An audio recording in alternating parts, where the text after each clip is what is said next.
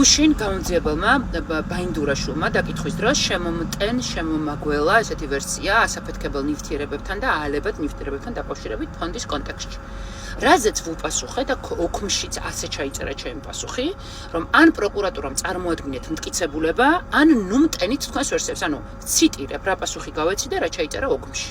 ამის შემდეგ, როდესაც პროკურატურიდან წამოვედი, პროკურორი ლაშა კოტრიკაძე ჩაბრძანდა ქვემოთ და ტელეკომპანიებს მისცა განმარტება და კომენტარი იმასთან დაკავშირებით, რომ მე თითქოს ჩამოთვალა ეს ვითომ ცოტა შებერტყილმა რაღაცნაირმა, ჩამოთვალა რას ყიდულობდა ფონდი და ასევე შეაპარა ფერვერკები და რაღაცა საწინააღმდეგო, კანონს საწინააღმდეგო, მიუხედავად იმისა, რომ კანონს საწინააღმდეგო მაშინ მაინც არ იყო, მაგრამ მაინც ლაშა.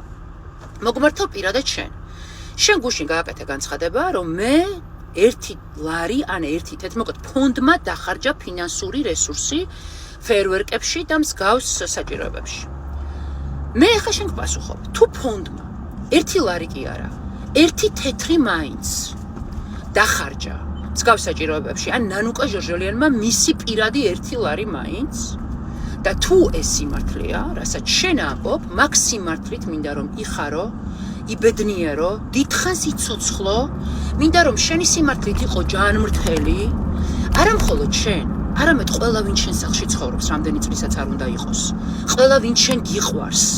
მინდა რომ მაგ სიმართლით იყვნენ ბედნიერები, გაიღიმონ და არ ვიცი, იცხოვრონ დიდხანს. თუ შენ ცრუობ და თუ შენ იტყუები, მაშინ მე ღმერთს ვთხოვ რომ შენ გამოგიგზავნოს ძალიან მნიშვნელოვანი განსაცდელი.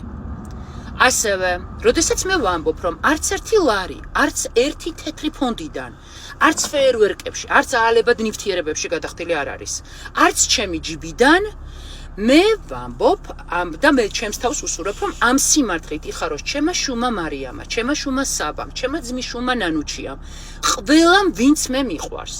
და თუ ვთხოვი, მაშინ ღმერთმა მეც განსაცდელი გამომიგზავნოს. და ლაშა რო იცოდე, უბედურად ესმის ღმერთ ჩემი სურვილები და განსაცდელს ელოდე უახლოეს მომავალში.